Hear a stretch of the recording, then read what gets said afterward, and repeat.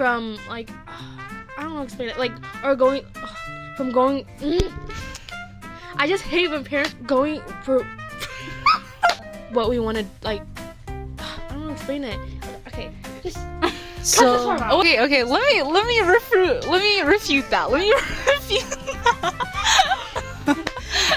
Anyway. So okay. Moving on, cause what are we talking about now? I never told you my stance. Okay, I don't. Your stance is you don't like us taking pictures of people. Like next year. I mean, like honestly. Oh my gosh. I keep starting me, but I was starting a problem. Anyways, that's not the point.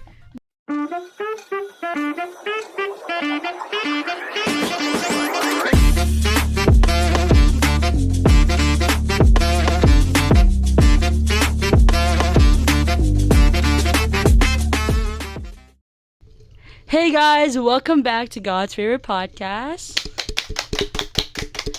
And we're here with Rachel. Kim, the co-host. And we are so excited to bring you a new episode of God's favorite podcast. We did skip a month because of travels and just things that were happening in our lives. But now we're going to bring you guys back and try to recap what happened. So, Exactly. we actually don't know what we're going to be talking about on this podcast episode. Hopefully, we do steer into a direction of conversation. And I think the first thing I want to jump off is letting you guys know that we just went to Texas to go to a conference at Fort Worth. And we have some testimonies. Check out mine on YouTube when I eventually get social media back. Go like and share my testimony. And today, hopefully, some of our guests will say some of their testimonies. That's right. So who's gonna go first? I think the co-host and the host should go first, and then the guest should go last. Go ahead. Okay, whatever. Okay, I guess I'll go. I think conference was okay for me. I think I like ATL better. Not because like we're in ATL and we hosted it, like not trying to be biased, but I feel like ATL was much better. Maybe because like there was, I don't know, like more hype around it. I feel like I had like lots of expectations for Texas. I was literally daydreaming about the hotels and like all the like worship and stuff. But I mean it didn't really like disappoint me, but it just like didn't meet my expectations. But not everything can go in our way. Yeah, that's true.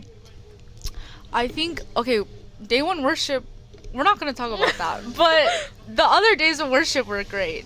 Right. I really liked it when Umwon started doing the praise songs. He really hyped the crowd up and stuff. I think that's what made up worship.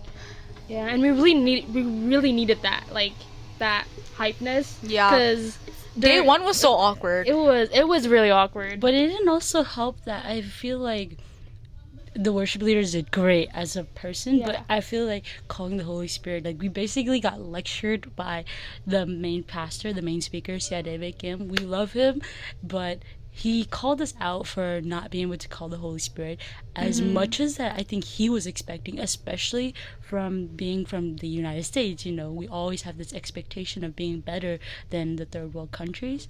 And when he saw that first night of worship, I feel like he was like, nah, where am I at? This isn't the same AG church. Because he kept saying, isn't this Pentecostal? Isn't this AG church? Why are we so quiet, you know? He was like, this is not a Baptist church or something like that.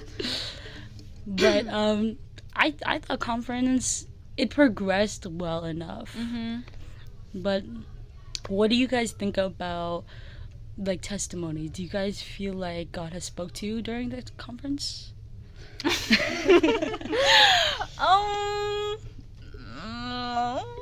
50-50. I don't know. I feel like it was like a 50-50. I feel like when it comes to these conferences, I want like a new message. I don't know. I feel like it's just like repetition is good, but at the same time, it's just like, I don't know how to describe it. Like, I don't want to be like whiny and say like, oh, we need to talk about something new, but at the same time, like, I feel like there's so many other things to talk about as like Christians, aside from like just like living as Salvation. salvation, or like living like Jesus and all that stuff. Rachel? I mean, yeah, I agree. Well, I didn't really feel anything during conference, I guess. Conference was great.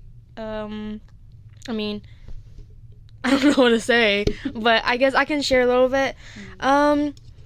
So for worship, well, before worship, you know how they're like, come up to the altar and stuff like that, and you know it's time for worship, right? You know, it's always like I guess like not the it's like the older kids, you know, always at the front, you know, and it's like, why don't the little kids go up, you know, all this and that. So the first few nights, or like basically all the nights, it was literally right in the middle. It was like all basically CMC people.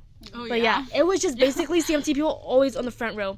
And I'm like, we tell people to come up, like, guys, join us. Like, it's kind of awkward. Like, we're older people, and like we should let the little kids be in front. We were kind of awkward. We're like, wait, this is kind of embarrassing because we're old and we're just right in the center, and we should, like, we were inviting people but they didn't want to come. But then I was just like, I thought it was embarrassing that we were just there. But then as I kept going, like when I got back home from like the whole conference things, I was just reflecting, and I was like, you know, now that I'm thinking about it, it's not embarrassing to worship God, you know? It's not embarrassing to like be up there, even if like you're old or young, it doesn't really matter, you know? So I was just like, at the moment it felt really embarrassing because it was always just like us older people, and I want to, like, you know, other people come join us, like, and the little kids too, like, come to the front. But it was like nobody would want to go up, so it was just we had to go up to, like, you know, somewhat show an example, and like also like be there for like the worship as well, because I don't know, worship, some of the people, like, I don't want to say anything, but it's just like it wasn't there, you know. So we were like, the first night, me and Hoinu, we were dancing, but nobody else around us was dancing, so it just kind of got awkward. So we're just trying to show like an example, like, you know, we're AG, you know, we can't just stand there. And I know some people worship differently. That's really, like, that's fine, but you know, I'm just saying that it's even if you're older or like younger, it doesn't really matter, like, how you praise God, you know. It's not embarrassing to praise God at all. So that's what I just wanted to talk about and speak on and stuff like that. And that really, like, I just kept reflecting on that, like, dang, it really wasn't embarrassing to be up there in the middle, you know, because everybody was worshiping. So. Yeah, I feel like it also shows like your desperation, like how desperate are you to seek for God's, you know, calling and stuff. Right. Pastor Kim even said it, like, are you desperate enough to go to him? I feel like in a sense it comes to, it's not about like if you're younger or older, it's about, are you wanting God? For me, like, I was working media most of my time, and I was thinking, dang, I work media at my church. Am I just doing too much? Am I being too much? And I remember praying while I was doing stuff, you know. My God, I bless this team. I bless whoever's leading me. I bless that the reason I'm doing this, like, there is a reason behind it. And then when Pastor Kim started talking about callings, and I feel like callings not just in a team, in production team, in worship team. I think it also occurs in, like, where you're the audience, you know. Sometimes you're called to set an example for people, and I feel like first day is scary, it's hard, especially when you're one of the new kids, you're like from a different church. It's harder to be going in the front, but in our church we've been blessed enough to have leaders who basically pushed us to be front and center. And I love that. I love seeing also, our group there. Like, majority, like, all the Dongzang people have, like, relatives, so, like, they got along pretty well. These conferences, mostly coming from Tulsa, it's a lot of Dongzang people, a lot of our family members. And I feel like we just, like, mutuals for mutuals, we just, like, eventually, like, started to, like, talk together. So, basically, I feel like during conferences, if you know, like, someone that you're not, like, close with, I think mutuals. mutuals. Yeah. I think you should, like, honestly, get to know them more. Because I you guess won't see them again. You won't see them again Yeah. because we all live in different states. So we're gonna move on, and I do want to ask a really important question because I remember during our conference, I had to mostly be alone a lot of the time, Yeah. and the one thing that the media guys were talking about is, what are you seeking at this conference? Right. Are you like genuinely like I think they talked about it last year, how when you go to conferences, are you seeking a relationship with another person or with God? And genuinely, that is a question because some people do find their soulmates at conferences. Like, Wait. Sorry, continue. I was gonna say, do you guys have any opinions on just that in general? Not you specifically, but it in general. I think it's beautiful when people meet at conferences and they fall in love. If you're able to fall in love, then yeah, that's beautiful. You met at a place where you guys were worshiping God together, you know? And I love that. But honestly, if you're there to seek a relationship with a different person and not God, then that's not really the main point of, you know, these type of conferences. Yes, you can meet new people, become friends with them, but at that like conference, it's the main point of the conferences are to meet with God, you know, to get closer with God. But I mean, relationship wise, if you meet somebody and then you talk outside, and then that's an outside thing, you know, like that's like after conference things. And if you work it out, then I think that's beautiful because you guys met somewhere so like, I don't know how to explain it. It's just.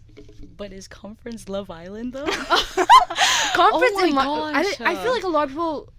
Okay, Love Island, isn't it like a couple of days Yeah. being stuck in one Yeah. place with another, I guess, gender and like trying to seek a relationship?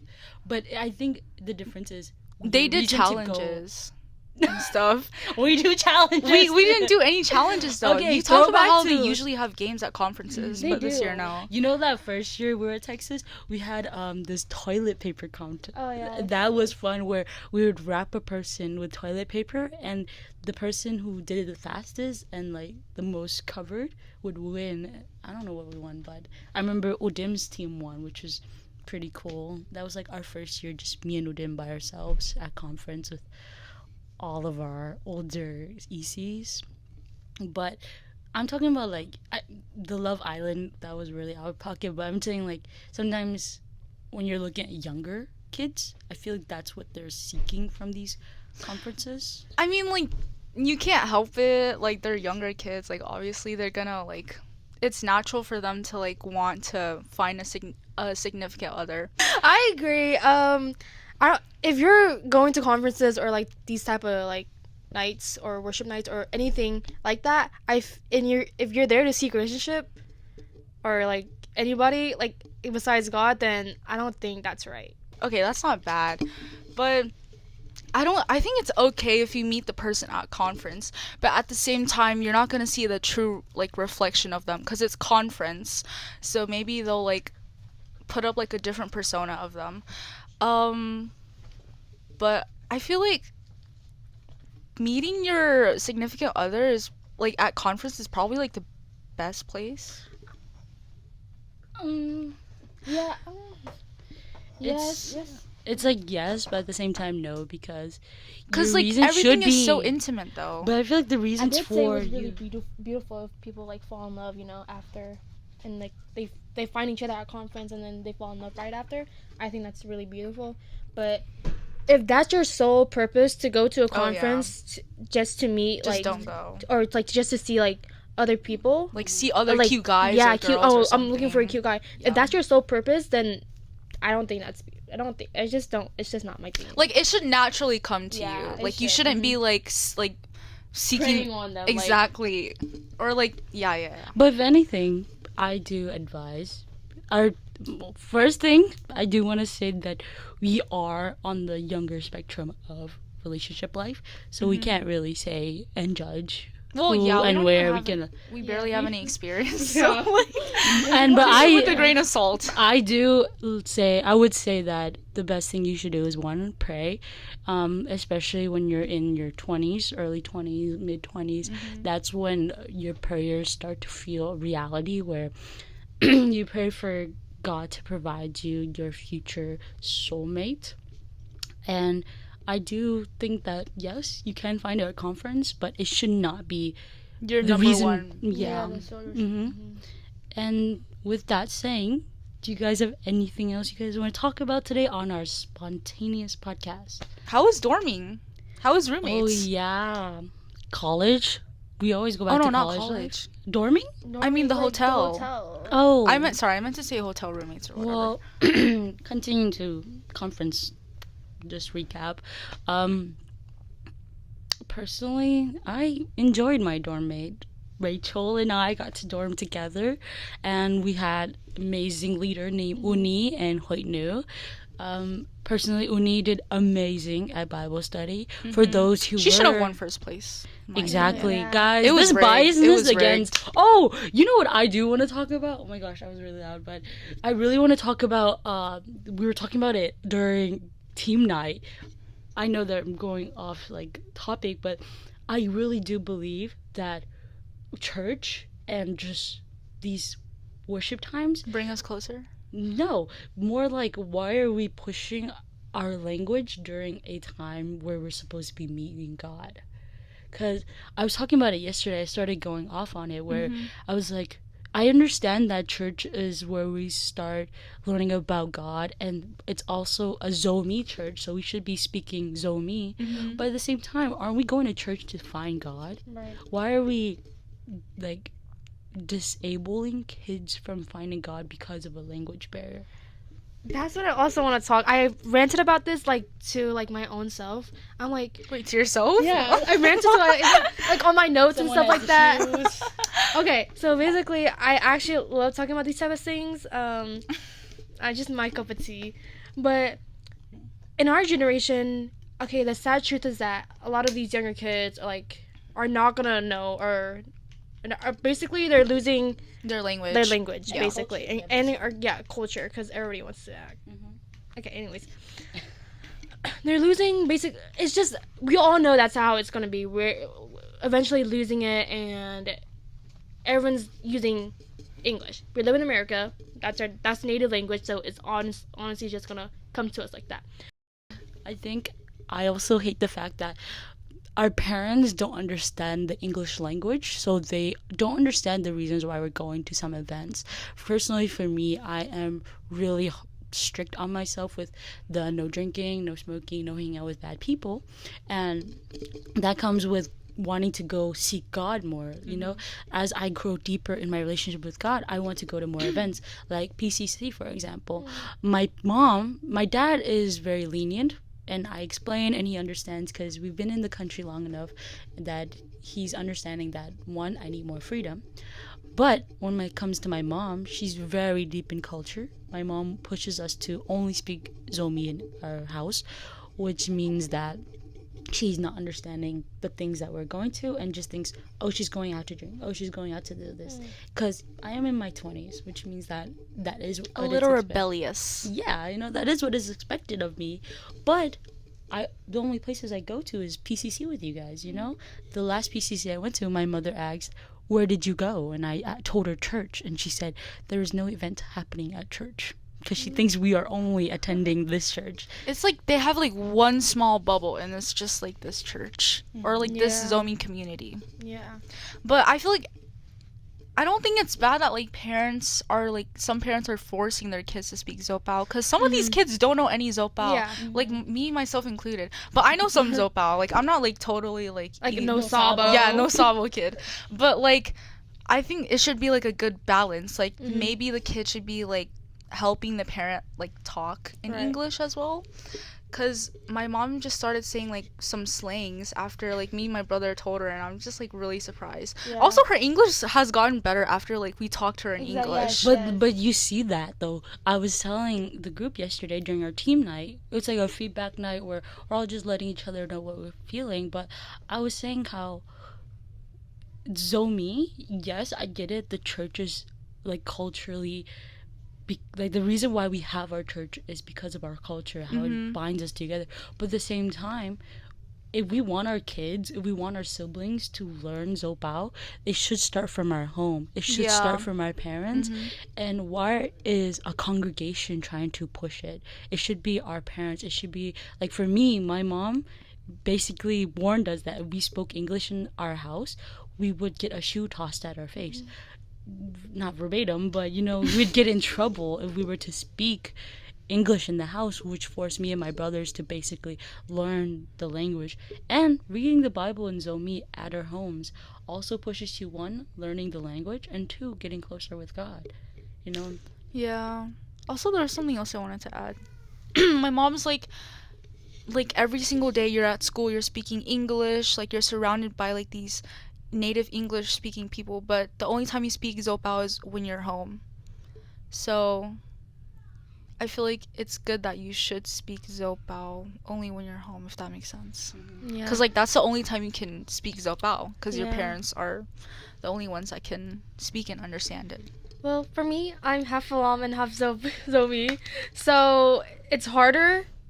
Oh yeah, So- also if you're mixed, it's harder It's because really hard. the accents or like the dialects can Yeah. mix, and then like if you were to talk to like her kind of people, I mean, kind of people. like normal, like I don't know how to describe, like terim is normal zomi terim people. I don't know, like if you like accidentally mix words from like a different dialect, they'll just look at you clueless. Yeah. Like when she talks to me sometimes, like when I'm talking to like a Because really you're Sizang, which Yeah. means you have the little twist in your words and like some different phrases that Yeah. even Tungzang they have that are different from Tadim, quote unquote. Yeah, and if we were to speak to like true blood Terim people, and like we like mess up on like, or like we say a different word in our language that doesn't mean the same in Terim Pao, Right. then like they just like stare at us like we're Yeah. aliens. I want to actually talk about this because back home, well, not back home, but in Malaysia, my brother, you know, obviously they're all gonna know, not Malaysian, but Zomi like really well. Like they're Yeah. the like blood hardcore Dedim Zomi people. So when I went to go visit over there, it's like obviously we had to they know English, but we also spoke to them in Zopao. And some of the things they were saying, like I didn't understand because they're like expertise Zopao people. I'm just like beginner level, and it's harder too because I'm half Falam, half Zomi, and most of the time we use Falam because my mom was a my mom was a stay at home mom. Ever since we were kids, she took care of us and a lot of my Falam families. So we basically You spent more time I with spent your more mom. time with my mom. Yeah. My dad was always working, so there wasn't really like Dedim in the house because my mom's obviously Falam. So we usually speak Falam, and so I know more of that. And it's so hard to learn a different language with different dialects and everything. And it's just like it's really hard. Like people ask me how it is, I'm just like I try my best. Like honestly, I try my best, and if it is what it is, like it really is. And plus on top of that, English, the native language. English is a native language, and obviously I grew up with it. I was born here, so that's like the language I'm gonna know the most because I was born here. But being like trilingual is really hard. And my dad does speak to us in Zopao, but I feel like it's already too late. it is too late. And kinda our already generation is too late. And like a lot of these younger kids, and the parents have to know it's a different generation. It's not their generation no more. And sometimes they have to like honestly just accept it. You know, even if they don't want to accept it, like it's honestly it's a different generation than they're living in. You know, we grew up in America. They grew up in like what Golgum and everything like that. So it's really hard. It's a really like different lifestyle. So whatever they expect is just never. Sometimes they're just not gonna expect it to how they want it. You know, you know what I'm trying to say? Yeah. Also, on top of language, I feel like, in a sense, I don't know if y'all feel like it, like I was saying before, the lack of freedom because of that language barrier of our parents not knowing what's going on in the culture of Christianity in the English world, basically. Like us wanting to go to like elevation concerts or us going to elevation worship nights, you know, PCCs. I feel like language barrier does a tremendous impact, sometimes negatively, sometimes positively. But to argue the other side, I do believe trying to preserve our culture is really important. I grew up saying "oo" now, those little pronouns basically, right? For Zomi language, where like the older Big people are sister. called "oo" and the little sisters. There's a word for it. I forgot. Whatever. Thank you. But honorifics or whatever. honorics, yeah, I Yeah. think that's what it's called. And genuinely, I was scolded if I wasn't saying the right ones. And now, as I look at our younger generations in our media, younger generation as in like people that are younger than me, younger than Kim, if anything, not being able to even like say it without cringing, basically. No, I cringe when they say it to me. I feel like you guys It makes get me like- realize how old I am. Yeah, I don't when like I'm really, it. I'm I just a don't like it baby. when people call me ooh. Ooh. Like, Rachel. But it's like for me, I'm depending on the age difference, of course. Like I would never. I say to udim and mangpo just so that the kids can like hear it. Yeah. But when it comes to like them, like me genuinely calling it them, no, I'm sorry. That's it gives me shivers. But I feel like the generational, like, what is it? Difference? It's just sometimes too big, especially when it were one of the first gens to be in America. But that means that our next generation kids like Bawa and Justin are gonna do better. Hopefully. Hopefully, that's the goal of it. Yeah, we set the stone for them in America, so they should build onto it or something. I don't know. I guess so. But I hope you guys enjoyed this podcast with all of our stutters and all of our venting. And please take it with a grain of salt. We are still very young, so we do not know a lot about the relationships life or the workings of our parents' mind. We know that We haven't reached that age yet. Yeah. And also, disclaimer: this is not any. The beginning was not any like shade towards conference. Conference was great. This is just great. The pastors were great. It was just like it felt awkward at sometimes, And there's gonna be moments like that it's gonna feel awkward. And it was just like for us, like we usually like in ATL was like, okay, I don't want to be biased or anything, but ATL, like the worship, we were all sweaty and everything, and it just felt like the presence was there, But I don't know. I feel like the first night really started off really bad, but then it progressively got better. it also didn't help. It was only about 2 days. Yeah. So. Yeah. I wouldn't. Oh yeah, they shortened it, right? Yeah, Because they were renting. But we do want to say that we love you, all of the EC of the AGs. Hopefully you guys are watching. work hard. You guys worked Yes. hard to make this happen. And thank you for watching. I hope you guys know that you are all in God's favor. Hopefully we'll continue making podcasts throughout the year. And, comment down below if you want to see a season 3 of this podcast. And hit us up if you want to be on the podcast. We And- need guests. And we'll see you guys next time. Bye.